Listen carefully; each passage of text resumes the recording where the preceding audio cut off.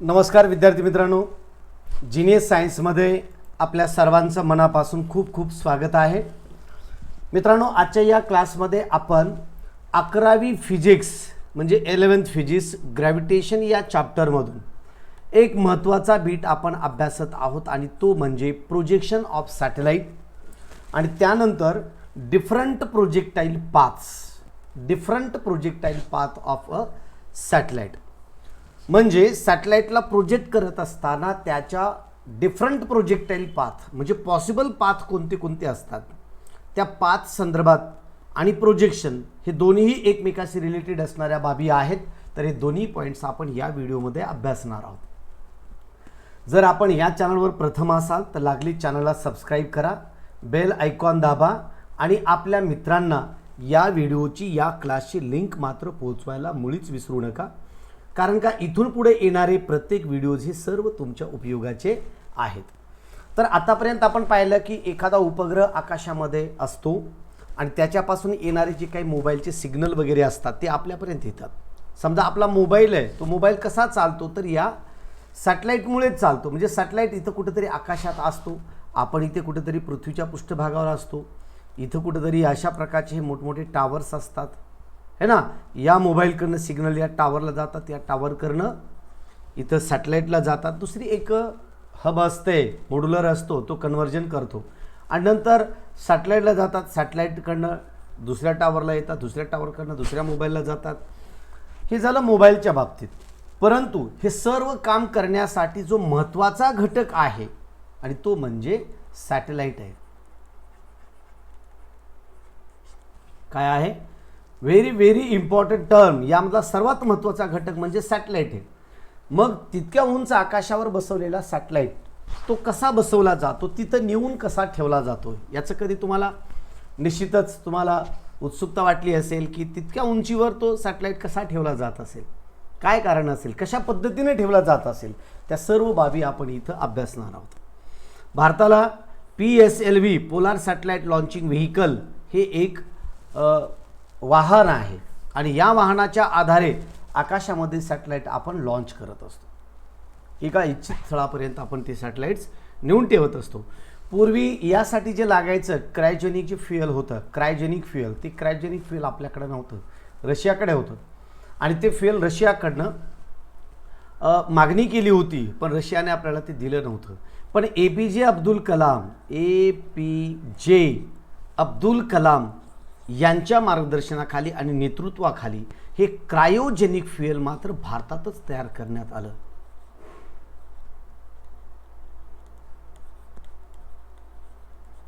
Cryogenic fuel.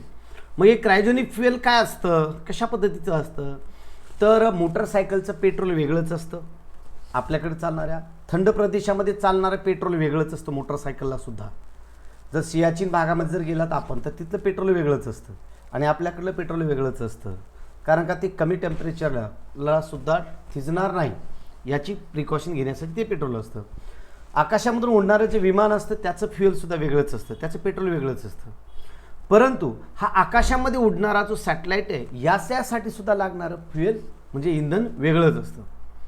मग त्या इंधनाला आपण क्रायोजेनिक टेक्नॉलॉजी असे म्हणतो. क्रायोजेनिक टेक्नॉलॉजीचं ते फ्युएल भारताकडे नव्हतं. APJ अब्दुल कलाम यांनी निश्चितच ते शोधलं, तयार केलं आणि आज आपण जगातील बरेच सॅटेलाइट आपण आज आकाशामध्ये प्रक्षेपित करतो. आजच्या परिस्थितीमध्ये जगाचे उपग्रह आकाशामध्ये प्रक्षेपित करण्याचे ॲबिलिटी आपल्या भारताकडे आहे. मग त्या संदर्भात आता आपण एक पॉईंट पाहूया.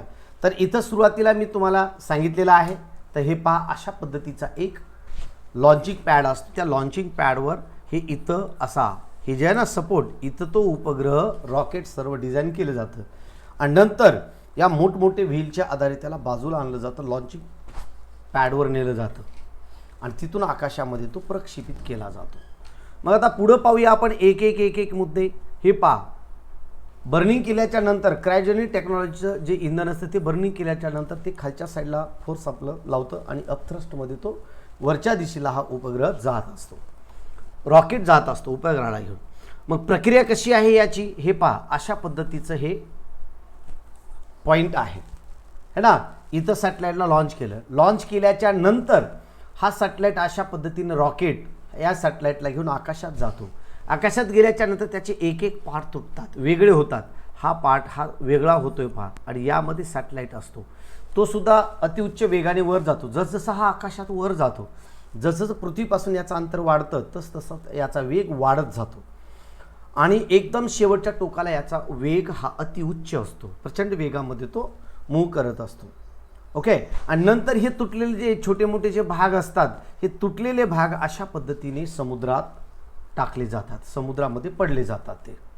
आणि जर जमिनीवर पडायचा वाहन असेल तर त्याला वळवून समुद्रामध्ये पाडले जातात. तर ही या प्रकारची प्रक्रिया इथं प्रोजेक्शनमध्ये चालते. आता आपण एक एक एक एक एक एक पॉईंट्स पाहूया. तर पहा, देन फर्स्ट पॉईंट आहे, give detail about projection of satellite. सॅटेलाइटच्या प्रोजेक्शन बाबतीत सविस्तररित्या माहिती द्या म्हटलं. आपण पाहूया.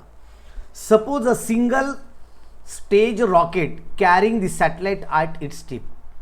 सिंगल स्टेज रॉकेट म्हणजे एकच स्टेज असतं, त्यामध्ये रॉकेट बसवलेलं असतं आणि एक ठराविक उंचीपर्यंत जातं, आणि इंधन संपलं त्यातला जे ताकद लागते एका ठराविक एनर्जीच्या आधारे, ताकदीच्या आधारे ते आकाशामध्ये प्रक्षेपित केलं जातं.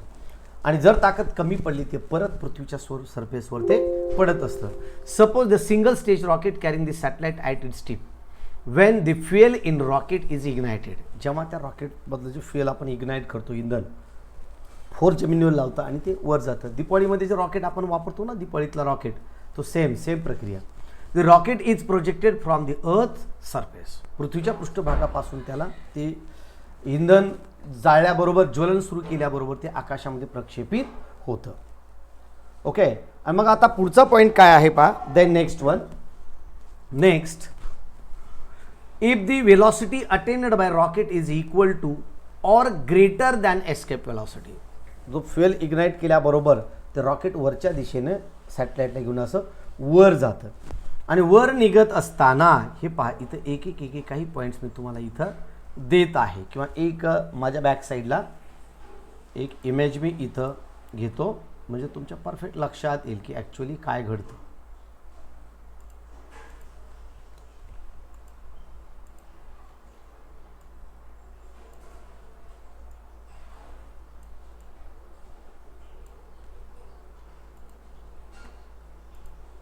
हे पहा, आपण इथं पाहतच आहेत, हे फ्युएल याचं इग्नाईट केलं. इग्नाईट केल्याच्या नंतर ज्वलन त्याचं सुरू केल्याबरोबर तो वरच्या दिशेने उचलला जातो, तो सरळ जातो. पण कसा? Greater than the escape velocity. त्याची वर जाण्याचा वेग हा एस्केप वेलॉसिटीपेक्षा जास्त असला पाहिजे, है ना. म्हणजे upthrust velocity is greater than त्याच्या escape velocity. Greater than the rocket is able to overcome the influence of earth gravitational field. आणि अर्थची जे काय ग्रॅव्हिटेशनल फील्ड असते त्याला मधल्या दिशेला बांधून ठेवणारी, त्याच्यावर तो ओव्हरकम करतो, म्हणजे त्याच्यापेक्षा जास्त, आणि तो वरच्या दिशेने जात असतो. तुम्हाला या अगोदर मी सांगितलेलं उदाहरण, कुत्रा एखाद्या व्यक्तीच्या मागे जर लागला आणि त्या कुत्र्यापासून जर त्याला जर निष्ठून जायचं असेल तर कुत्र्याच्या वेगापेक्षा याला जास्त वेग करावा लागेल, तेव्हा तो आकाशात म्हणजे तो पुढं निष्ठून जाईल कुत्र्यापासून. आणि माणसापेक्षा कुत्र्याचा वेग झाला तर कुत्रा येऊन आपल्याला पकडेल आणि चावेल. बरोबर आहे, तोच प्रकार इथं आहे. गुड मॉर्निंग बेटा, good morning. Okay. If the velocity attained by rocket is equal to or greater than, त्याच्याबरोबर किंवा त्यापेक्षा, एस्केप वेलॉसिटीपेक्षा जास्त किंवा एस्केप वेलॉसिटी असला पाहिजे. The rocket is able to overcome influence of earth gravitational field. म्हणजे पृथ्वीच्या गुरुत्वाकर्षणाचा जो प्रभाव आहे त्या प्रभावाच्या बाहेर जाईल, तो दूर जाईल. And it escapes in to outer space along with the satellite. आणि सॅटेलाइट बरोबर तो आकाशामध्ये जाईल. मग पुढं, if the velocity attained by rocket is less than escape velocity, है ना. If the velocity attained by rocket जी काय वेलॉसिटी अटेंड केली जाते, attained by rocket is less than escape velocity. Escape वेलॉसिटीपेक्षा त्याची जर कमी असेल, वर जाणारा जो हा रॉकेट आहे ना, वरच्या दिशेला जाणार, त्याचा जर वेग एस्केप वेलॉसिटीपेक्षा कमी असेल तर तो जमिनीवर पडतो. It rises to some height, it goes to some height and back to the surface of earth, then fall to the earth. जर वर जाणारा वेग हा एस्केप वेलॉसिटीपेक्षा कमी असेल, काही उंचीपर्यंत जातो आणि परत खाली पडतो. म्हणून मग काय केलं जातं, therefore it is not possible to launch a satellite in an orbit round the earth. आणि आकाशामध्ये प्रक्षेपित करणं ते शक्य होत नाही with the help of single stage. जर एकाच स्टेजमध्ये हे जर करायचं म्हटलं आपण, एकच स्टेज आहे, समजा इथं रॉकेट आहे, या रॉकेटमध्ये इथं सॅटेलाईट ठेवला आणि एकच स्टेज वापरला आणि यामध्ये फ्युएल आहे आणि वरचं टोक, हे फ्युएल इग्नाईट केलं की हे जळतं, फोर्स खाली लावतो, काही उंचीपर्यंत जातं, हे फ्युएल संपलं की काही उंचीवर जाऊन तो खाली येतो. जसं आपण दगड फेकला काही उंचीपर्यंत जातो आणि तो परत येतो. तोच प्रक्रिया इथं घडते. And that return back to the surface of earth, है ना. Okay, same one. If it is not possible to launch a satellite in an orbit round the earth with the help of single stage. ठीक आहे, आता पुढं पाहूया. Then in order to launch a satellite in an orbit round the earth a multi stage rocket is used. Multi stage, 2 किंवा 2पेक्षा जास्त स्टेजेसचा वापर केला जातो. एक जळाली की लागलीच दुसरा चालू होतो, दुसरा संपला की लागली तिसरा पेट घेतो, टप्प्याटप्प्याने जातो आणि जो भाग जळाला तो पृथ्वीच्या पृष्ठभागावर पडतो. कारण का त्याचं वजन प्रचंड वजन असतं, ते कायमस्वरूपी ठेवणं परवडत नाही. म्हणून जेवढा भाग जळालेला आहे तेवढा भाग जळतो आणि तुटून लगेच खाली पडतो. म्हणून लागलीच त्या रॉकेटचं सॅटेलाईटचं वजन कमी होतं. पुन्हा वरचा भाग जळतो, तोही पूर्ण जळाला आणि पुढच्याला जळायला सुरुवात झाल्याबरोबर हा तुटून खाली पडतो. म्हणजे त्याचं वजन आणखी कमी होतं. म्हणजे जसजसं तो वर जाईल तसं त्याचा एक एक टप्पा जळून जातो आणि तुटून खाली येतो. लगेच त्याचं वजन कमी होतो आणि पुन्हा त्याचा वेग वाढतो. शेवटच्या टप्प्यामध्ये तर त्याचा प्रचंड वेग असतो. आणि म्हणून in order to launch a satellite in on orbit round the earth with a multistage rocket, एका मल्टीस्टेज रॉकेटच्या आधारित आकाशामध्ये लॉन्च केला जात असतो. ओके, आणि म्हणून then the single stage rocket पहा. आता सिंगल स्टेजमध्ये काय आहे, with the help of single stage rocket the satellite is taken to desired height from the surface of earth. एका desired height ला त्याला घेऊन नेलं जातं. then rotate it in horizontal direction, त्याला horizontal direction मध्ये रोटेट केलं जातं by an automatic mechanization. Automatic मॅकनायझेशनच्या आधारे, रिमोटच्या आधारे असं सरळ वर जातो आणि नंतर याला असं ट्विस्ट केलं जातं आणि ट्विस्ट करून एका ठराविक उंचीला गेल्यावर आणि नंतर तो पृथ्वीच्या बाजूला असा सभोवती गोल फिरवला जात असतो.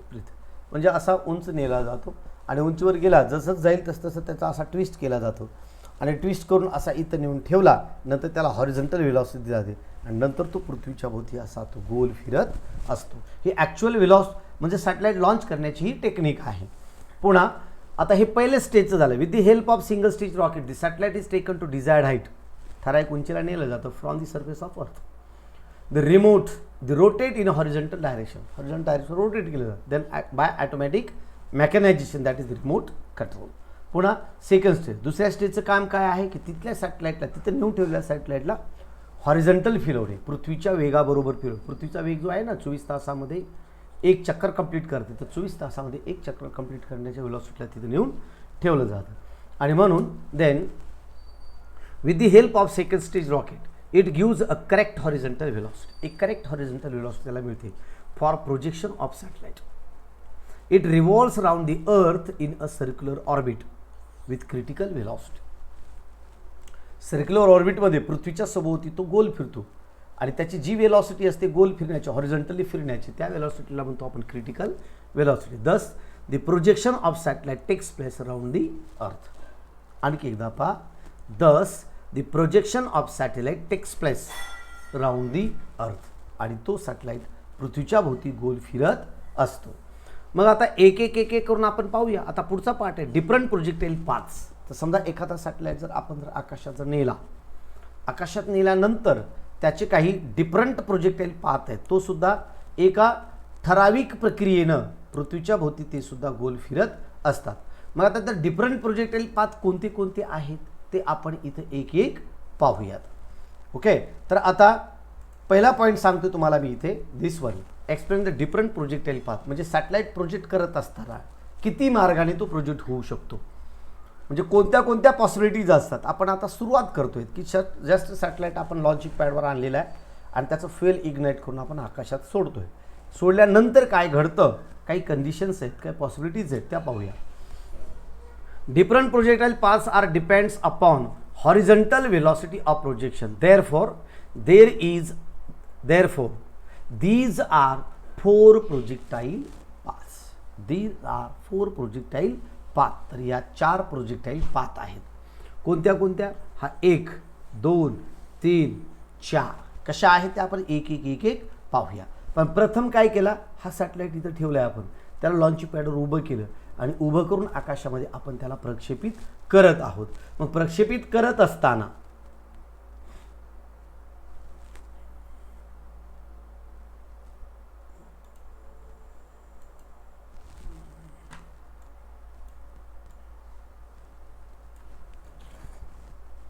ओके, आता इथे एक तुम्हाला एक्स्ट्रा इन्फॉर्मेशन मी इथं देत आहे.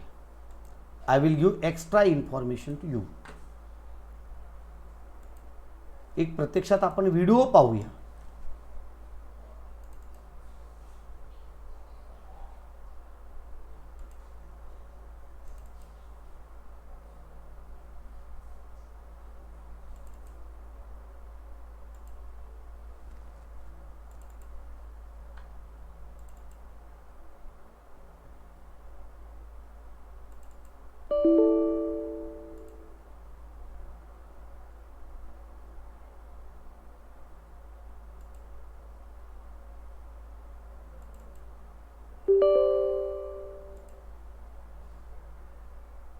ओके, तर ह्याचे वेगवेगळे आहेत. शेवटी तुम्हाला याचा व्हिडिओ मी दाखवेन. ओके, परफेक्टरित्या स्वरूपामध्ये तुम्हाला तो दाखवेन. तर इथं आपण एक एक एक एक पॉईंटनी पाहूया की ॲक्च्युली कशा स्वरूपाचा तो काम करत असतो.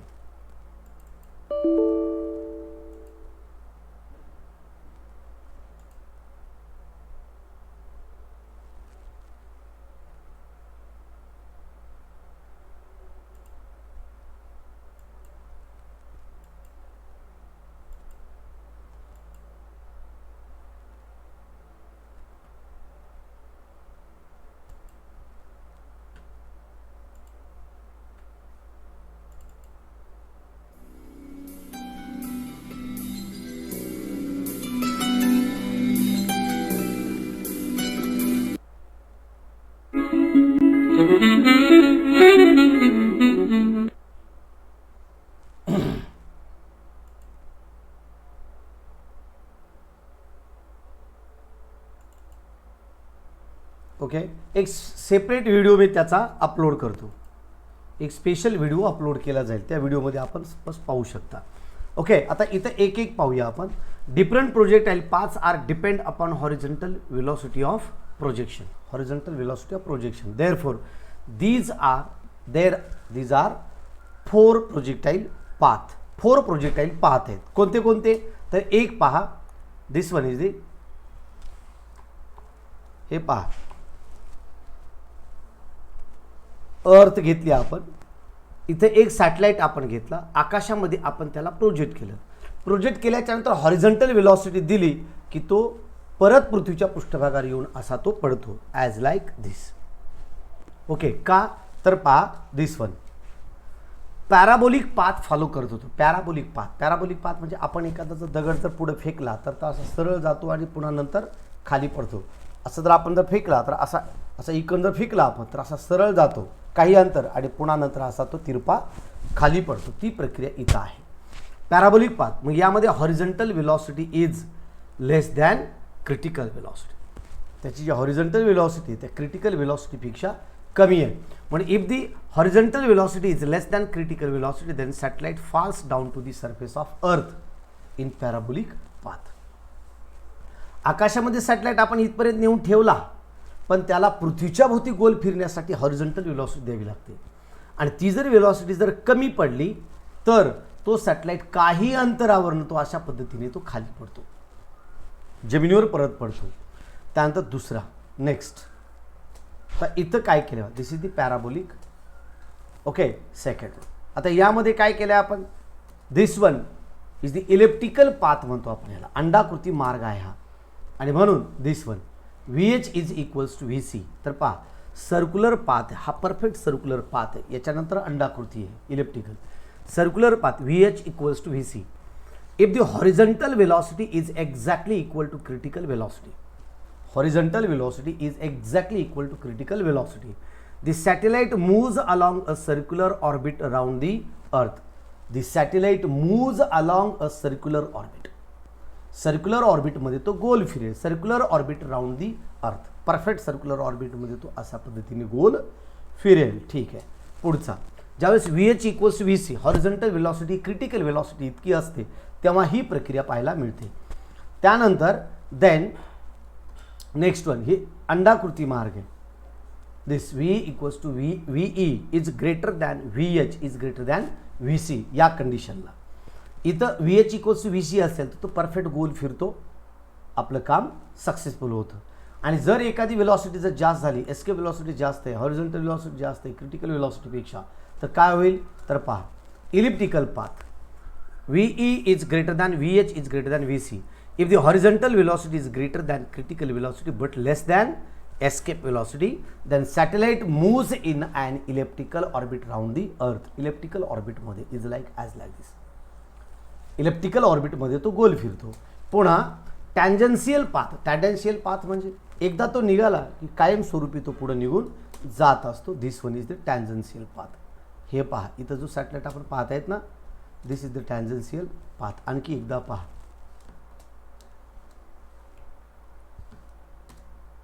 Okay, this is the tangential path. याला आपण टँजन्शियल पाथ असे म्हणतो. सॅटेलाइट कायमचा आकाशामध्ये निघून जात असतो परमनंटली. ओके, आणि म्हणून देन हे सॅटेलाइट इथं आहे, असा जातोय तो इन्फिनिटीला निघून जातो. If the horizontal velocity is greater than escape velocity, the satellite leaves the earth gravitational field and escape into space. आणि तो स्पेसमध्ये निघून जातो. This is the VH is much greater than V. इन्फिनिटीला निघून जातो आणि तो मात्र परत कधी फिरत नाही. तर अशा स्वरूपामध्ये आपण प्रोजेक्शन ऑफ सॅटेलाइट आणि त्याचे डिफरंट प्रोजेक्टाईल पाथ सुद्धा आपण पाहिलेले आहेत, है ना. विथ सॅटेलाइट उचलला आणि आकाशामध्ये नेऊन ठेवला असं शक्य नाही, किंवा ही जादूची झप्पी नाही आहे की निघाला तिथं आहे. आणि जर एखाद्याला जर छडीने जर असेल, एखादा जादूने जर आकाशात उडवत असेल सॅटेलाइट, तर त्याला जगात किती मागणी येईल. ऊर्जा ऊर्जा ऊर्जा ऊर्जा म्हणून आकाशात नेऊन ठेवणारा व्यक्ती सॅटेलाइटला. म्हणून हे डिफरंट स्टेजेस वापरले जातात वेगवेगळ्या टप्प्याने. कमीत कमी 2 स्टेजेस रॉकेट असतं, ते एका उंचीवर नेऊन ठेवतं. दुसऱ्या स्टेजचं त्याला गोल फिरवतं. गोल फिरवत असताना सुद्धा या वेगामध्ये जर कमी जास्तपणा झाला तर तो सॅटेलाइट परत पृथ्वीच्या पृष्ठभागावर येऊन पडतो. म्हणून सगळ्या गोष्टींचे बारकावे तिथे पूर्ण केलेले असतात आणि सॅटेलाइट आकाशामध्ये लॉन्च केलेला असतो. जर काही अडचण असेल, काही डिफिकल्टी असेल तर तुम्ही निश्चितच कॉमेंट बॉक्समध्ये कॉमेंट करून आपली अडचण मला विचारू शकता. त्या पूर्ण अडचणी, पूर्ण डिफिकल्टीज तुमच्या सॉल्व्ह केल्या जातील. तर आजच्यासाठी एवढंच. जर नवीन असाल तर चॅनलला सबस्क्राईब करा, बेल आयकॉन दाबा. आणि जर जुने असाल तर निश्चितच मित्रांना शेअर करा, है ना. लाईक पण करा. जर हा व्हिडिओ तुम्हाला आवडला असेल तर याला लाईक करा आणि मित्रांपर्यंत पोहोचवायला मदत करा. धन्यवाद मित्रांनो. आजच्यासाठी एवढंच. भेटूया नवीन व्हिडिओमध्ये. तोपर्यंत जय हिंद, जय भारत, बाय बाय, थँक्यू.